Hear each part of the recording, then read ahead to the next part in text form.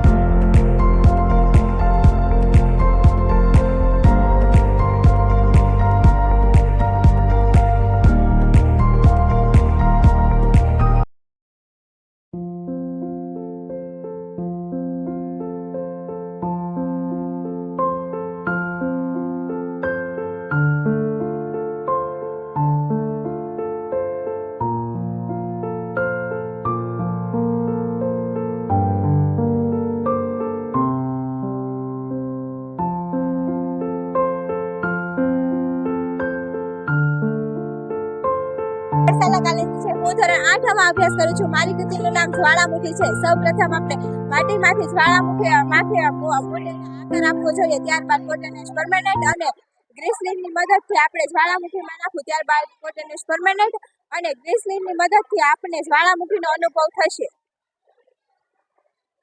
જ્વાળામુખીનો અનુભવ થયો હોય છે.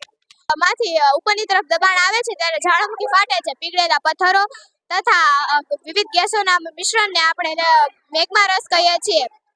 જ્યારે જ્વાળામુખી ફાટે છે ત્યારે આ મેગ્મા રસ પણ બહાર આવે છે, જેને આપણે લાવા રસ કહીએ છીએ. તે આસપાસની વનસ્પતિ અને માનવ સૃષ્ટિને પણ નષ્ટ કરી શકે છે. વિશ્વના સૌથી વધારે જ્વાળામુખી ઇન્ડોનેશિયામાં છે. ત્યાં કુલ 221 જ્વાળામુખીઓ છે, જેમાંથી ઘણા જ્વાળામુખી 75 વર્ષ કરતાં પણ વધારે સમયથી સક્રિય છે. ભારતનો એકમાત્ર જ્વાળામુખી બેરન આઇલેન્ડ પર બાય બેરન જ્વાળામુખી છે.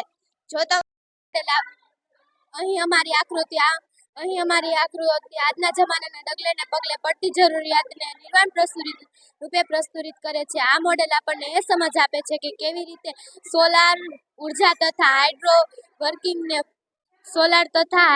સોલાર ઉર્જા તથા પાણી અને હવાનો ઉપયોગ કરી આપણે વિદ્યુત પ્રાપ્ત કરી શકીએ છીએ, જે આપણને એનર્જી પાર્ક સ્વરૂપે જોવા મળે છે.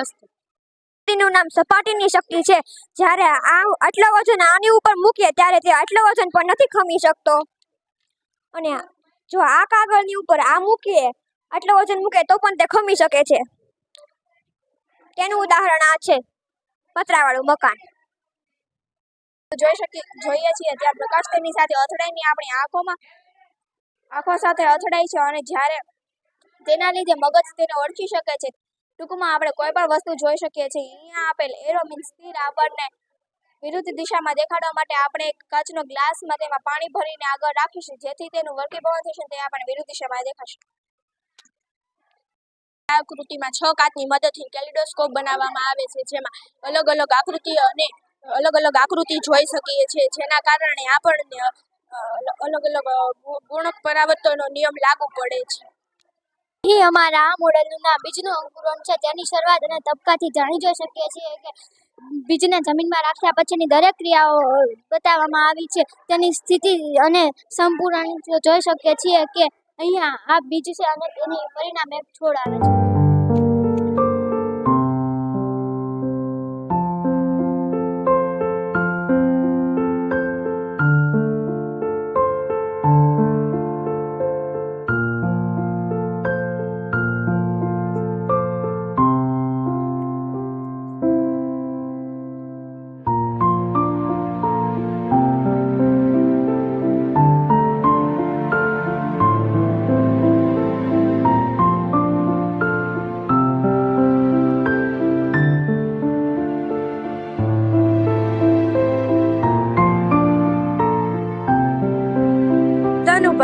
હું કન્યા શાળાની વિદ્યાર્થીની છું અને હું ધોરણ 8માં અભ્યાસ કરું છું. આજે વિશ્વ વિજ્ઞાન દિવસના રોજ અમે મીઠાપુર ડુંગરી પ્રાથમિક શાળામાં ગણિત વિજ્ઞાન પ્રદર્શન નિહાળવા આવ્યા હતા. ત્યાં અમને અવનવું જાણવા મળ્યું અને આ વિજ્ઞાન મેળામાં અમને ખૂબ જ મજા આવી. મારું નામ સરવૈયા જીત છે. હું કન્યા શાળાની વિદ્યાર્થીની છું. આજે વિશ્વ સાયન્સ ડે છે, તે દરમિયાન આજે મીઠાપુર પ્રાથમિક શાળામાં વિજ્ઞાન મેળો યોજવામાં આવ્યો હતો. હું આ વિજ્ઞાન મેળામાં આવી હતી. મને અહીંયા અવનવું જાણવા મળ્યું અને મને આ વિજ્ઞાન મેળામાં ખૂબ જ મજા આવી. જય હિન્દ. નમસ્તે, મારું નામ આજે વિશ્વ સાયન્સ ડેના નિમિત્તે મીઠાપુરની અંદર મુલાકાતની આવ્યા છે. તો આ શાળાની અંદર શિક્ષકોએ અને બાળકોએ ખૂબ જ સારું કાર્ય કરેલું છે. એ જોઈ અમને અમારા બાળકોને ખૂબ જ આનંદ આવ્યો. તેમજ અમને ખૂબ જ અવનવું જાણવા મળવાની જાણ્યું અને એ ઉપરાંત અમને પણ આવું કરવાનું અને કંઈક બાળકો નવું શીખશે એવી પ્રેરણા પણ મળી. હું ગિગેશભાઈ હિરપરા, શિક્ષક દાનવ સોસાયટી પ્રાથમિક શાળા. આજે 28 ફેબ્રુઆરી રાષ્ટ્રીય વિજ્ઞાન દિવસ તરીકેની ઉજવણી મીઠાપુર ડુંગરી પ્રાથમિક શાળામાં કરવામાં આવેલ છે. તો અમારા શાળાના વિદ્યાર્થીઓને લઈને અમે અત્રે આવેલા છીએ. ઘણી બધી કૃતિઓ અને વિજ્ઞાનના નિયમો કે સિદ્ધાંતો જે સહેલાઈથી સમજી શકાય આવી ઘણી બધી કૃતિઓ જોવા મળેલી છે. ખૂબ સરસ આયોજન કરવામાં આવે છે. અસ્તુ. મીઠાપુર ડુંગળી સ્કૂલમાં આવ્યા તેથી અહીંયા પ્રયોગ બધાય જોયા તે સરસ હતા અને અમે ઘણું બધું સમજ્યું પણ અને બધા વિદ્યાર્થીઓએ સરસ સમજાવ્યું પણ. મારું નામ બ્લોચ તનાજ ઉંમરભાઈ, હું ધોરણ 7માં ભણું છું, દાનેવ સોસાયટી પ્રાથમિક શાળા. મારું નામ શાહિદ મુસ્લિમા અંસારી છે. હું ધોરણ 6માં ભણું છું. મારી સ્કૂલનું નામ દાનેવ સોસાયટી પ્રાથમિક શાળા છે. અમે અહીં મીઠાપુર ડુંગરીમાં આવ્યા છીએ. ત્યાં બહુ ખૂબ જ પ્રયોગો અમને જોવા મળ્યા છે. ત્યાં અમે બહુ કુછ શીખી રહ્યા છીએ.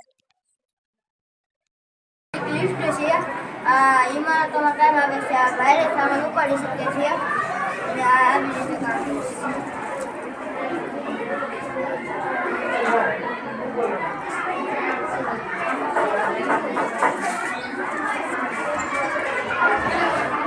નામ બોલો. મારું નામ ગોસાઈ અને હું ધોરણ 6 ભણું કાર્ય છે. આ જ્યારે શ્વાસ લે ત્યારે આવી રીતના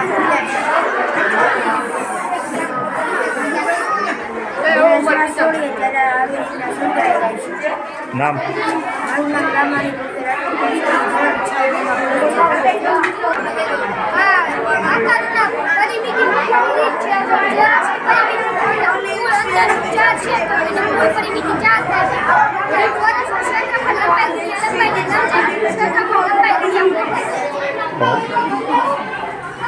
મારું નામ જીતા હું 6 અભ્યાસ કરું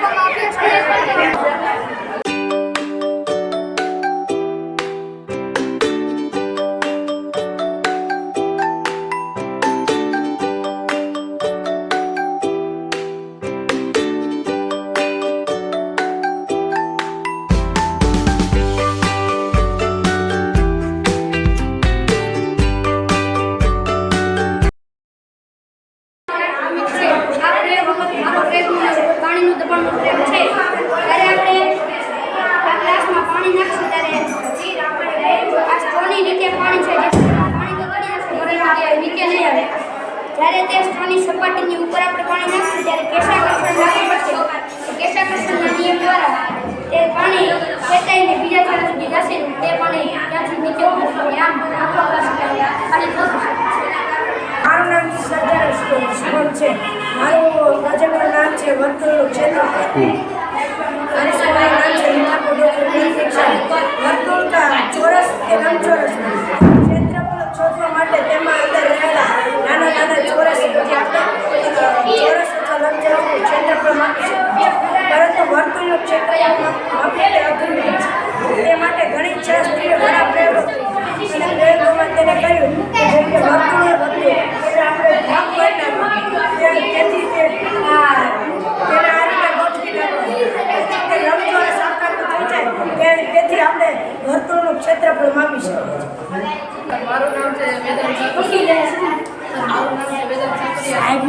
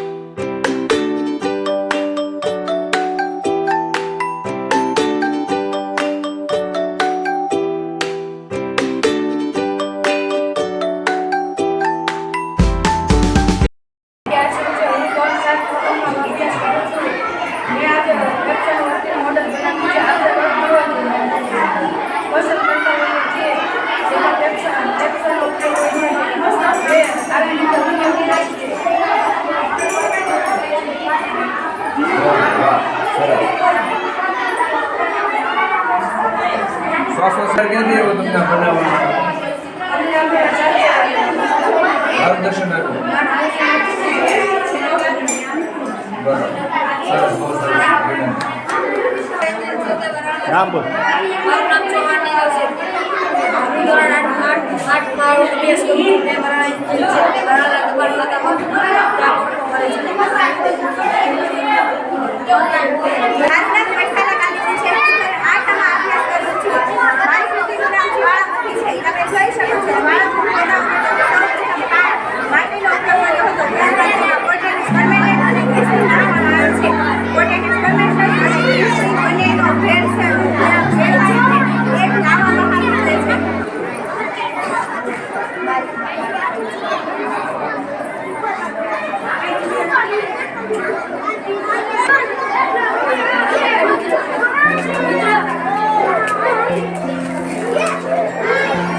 આવી રીતે આપણને જ્વાળામુખીનો અનુભવ થાય છે.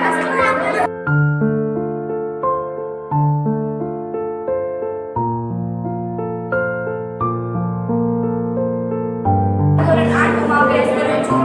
મારી કૃતિનું નામ કેલેડોસ્કોપ છે, જેમાં 5 કાગળની મદદથી આ સાધન બનાવેલ છે અને કાગળ એમાં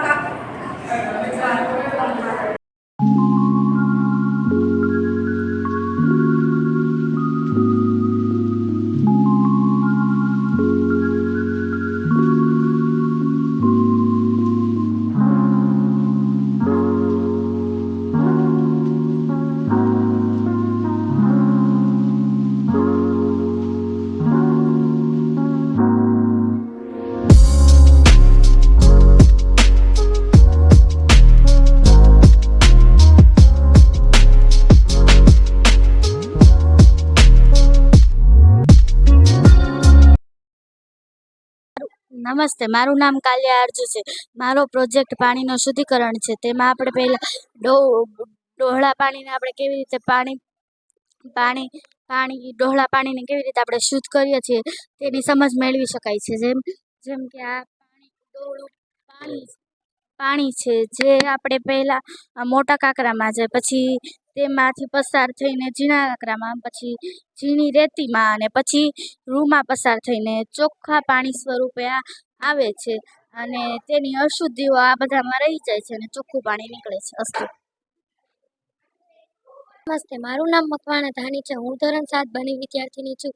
આજરોજ 28 ફેબ્રુઆરીના રોજ અમારી શાળામાં વિજ્ઞાન મેળાની ઉજવણી કરવામાં આવી છે. તેમાં મેં પણ ભાગ લીધો છે. મારી કૃતિનું નામ કેલેડોસ્કોપ છે, જેમાં અલગ કલર છે જે જોઈ શકો છો.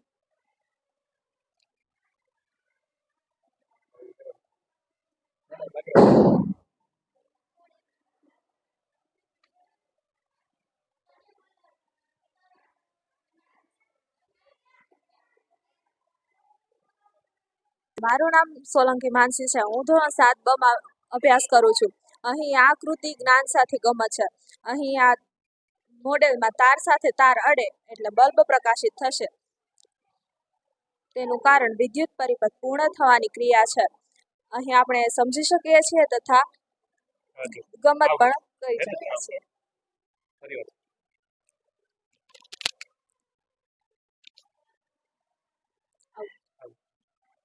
મારું નામ જોશી મૈથલી છે. હું ધોરણ 6 માં અભ્યાસ કરું છું. આજનું મારું મોડેલનું નામ છે કે કિડની વર્કિંગ મોડલ. અહીં આપણે શરીરનું ઉત્સર્જન તંત્ર વિશે થોડું કહેવા માંગુ છું કે જે પાણી આપણે પીએ છીએ તે પાણી કિડનીમાં જઈને ઝેરી પદાર્થ થાય છે અને એ જ પાણી ઝેરી પદાર્થ થાય છે અને તે પાછો ઉત્સર્જન પામે છે. મારું નામ તરા ઋષિતા છે. હું ધોરણ 6 માં અભ્યાસ કરું છું. મારી કૃતિનું નામ પેરિસ્કોપ છે, જેમાં 2 ખૂણા છે તે 45 અંશના તમને જોવા મળે છે, જેમાં પ્રતિબિંબ છે. આ સાધનનો ઉપયોગ આપણે અંદર રહીને બહારના નજારાને જોઈ શકીએ છીએ.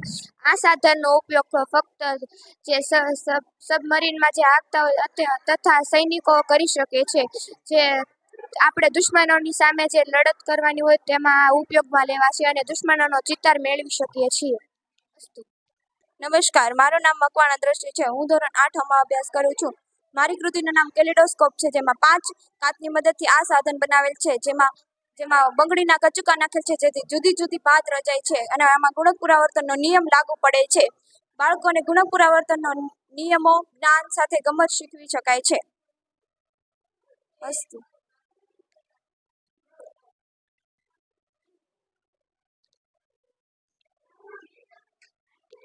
નમસ્કાર, મારું નામ વાળાવીરા છે. હું ધોરણ 8માં અભ્યાસ કરું છું.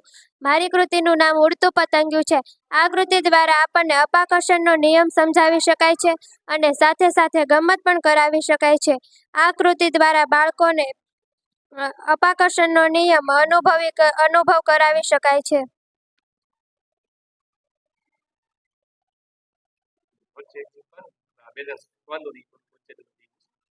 હું ધોરણ 6માં અભ્યાસ કરું છું. મેં વિજ્ઞાન મેળામાં ભાગ લયો હતો. તેમાં મારી કૃતિનું નામ રમતા રમતા શીખો. આમાં નાના બાળકો રમીને પણ એકડા શીખી શકે છે. આ 2 ચક્ર છે, તેથી 99 સુધીના અંક હોય છે. જો 3 ચક્ર હોય તો 100 સુધીના અંક હોઈ શકે છે. અસ્તુ.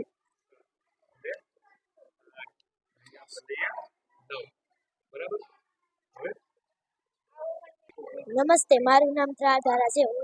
હું ધોરણ 6માં ભણું છું. આ અદ્રશ્ય સિક્કો છે. અહીંથી જોવો તો અદ્રશ્ય દેખાય, અહીંથી જોવો તો ચોખ્ખો દેખાય.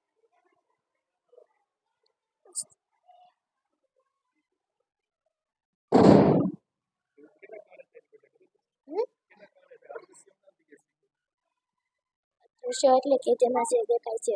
પ્રકાશનું કિરણ એક માઇનસમાંથી બીજા એ સમજાવવામાં આવે છે કે આજના જમાનામાં વિદ્યુતની ડગલે ને પગલે પડતી જરૂરિયાતને નિર્માણ પ્રસ્તુત કરે છે. આ મોડેલ આપણને એ સમજ આપે છે કે કેવી રીતે આપણે સોલાર ઉર્જા તથા પવન ઉર્જાનો ઉપયોગ કરી વિદ્યુત પ્રાપ્ત કરી શકીએ છીએ. સરસ. આ પવન ચક્કી આટલી નજીક હાલે? આ તમે ખાલી મોડેલ કર્યું. આપણે એવું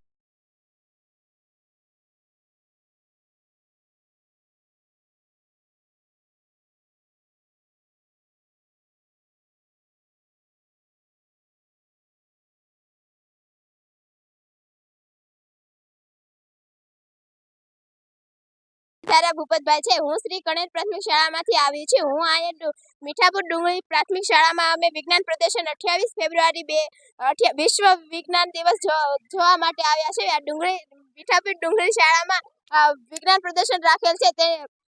તેમાંથી મને જે ફેફસાનો વિભાગ દેખાડવામાં આવેલ છે તે મને વધુ ગમ્યો. હું કરંટ પ્રાથમિક શાળામાંથી આવી છું. મીઠાપુર ડુંગરી પ્રાથમિક શાળાએ આવી છું. અમે વિજ્ઞાનનું પ્રદર્શન જોવા આવ્યા છે. આજ 28 તારીખ છે એટલે વિજ્ઞાન પ્રદર્શન છે. અને સમીરભાઈ, ખરેખર આજે રાષ્ટ્રીય વિજ્ઞાન દિવસ નિમિત્તે 28 ફેબ્રુઆરીના રોજ અમે અહીંયા તમારી મીઠાપુર ડુંગરી પ્રાથમિક શાળા ખાતે આવ્યા છે. અમારી કણેર પ્રાથમિક શાળાના બાળકોને આખું પ્રદર્શન નિહાળીને ખૂબ મજા આવી. અલગ અલગ પ્રવૃત્તિઓ કે જે એ વિદ્યાર્થીઓને ભણવામાં આવે છે એને અલગ અલગ રીતે કઈ રીતે પ્રદર્શિત કરી શકાય. પ્રયોગો તો અમે પણ નિશાળમાં કરેલા છે, પણ છતાં અલગ અલગ રીતે કઈ રીતે કરી શકાય તે વિદ્યાર્થીઓને જાણવા મળ્યું. એટલે ઓછામાં ઓછા રિસોર્સથી તમે બધું વસ્તુ કરી છે એ જોઈને અદ્ભુત નવાઈ લાગી. પણ સાથે સાથે તમને એ પણ બેનિફિટ મળ્યો છે કે બધે તમારે એસઓઈ સ્કૂલ છે અને બધી તમને ઇન્સ્ટ્રુમેન્ટ મળ્યા છે, તો એનો પણ તમે સારો એવો ઉપયોગ કર્યો છે. તો ખરેખર એસઓઈ શાળા તો ઘણી હોય, પણ તમારા જેવા વિજ્ઞાન શિક્ષક અહીંયા હોય અને એના કારણે આ રીતે એનો સદુપયોગ થાય એવું બની શકે. એટલે ખરેખર હું તમને પણ ખૂબ ખૂબ ધન્યવાદ આપું છું કે આવો એસઓઈ શાળાના શિક્ષક તરીકે તમે તમારી જે ફરજ છે એ બહુ સારી રીતે નિભાવો છો. તમને અને શાળા પરિવારને આ માટે ખૂબ ખૂબ અભિનંદન.